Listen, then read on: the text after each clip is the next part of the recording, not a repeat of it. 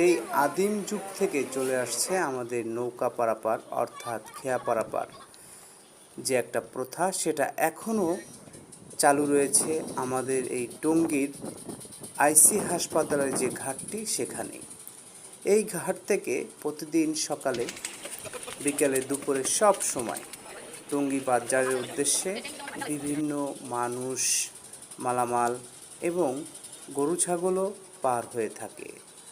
গরু এখন পার হয় না, বিভিন্ন সময় ছাগল পার হয়ে থাকে, বিশেষ করে মানুষের যাতায়াত এখন বেশি। এই নদীটি ছোট্ট একটি নদী, দুপাশেই আগে গ্রাম ছিল, এখন অনেক দূরে যেয়ে সেই গ্রামটি গড়ে উঠেছে। আর দুপাশেই বাজার, ঘাট, হাট, বাজার, স্কুল, কলেজ, মসজিদ, মাদ্রাসা, মন্দির, বিভিন্ন ধরনের প্রতিষ্ঠান গড়ে উঠেছে এই টঙ্গী বাজারের ঘাটের সংলগ্নে। বন্ধুরা, আসলে এই ঘাটটি একসময় পার হতে খুবই অল্প টাকা লাগতো, কিন্তু এখন প্রতি জনে 10 টাকা করে পার হয়।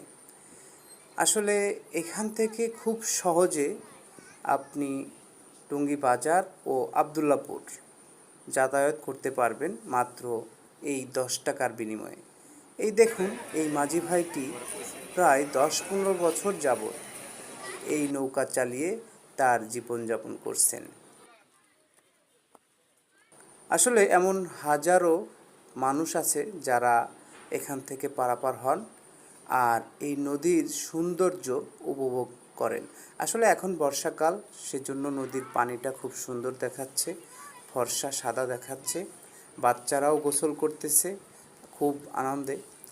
কিন্তু কিছুদিন পরে যখন বৃষ্টি থেমে যাবে, তখন নোংরা পানি দিয়ে এই নদীটা ভরে যাবে, তখন এই নদীর দিকে তাকালে আসলেই বমি চলে আসবে। এখন কত সুন্দর দেখাচ্ছে, টলমল করতেছে পানি।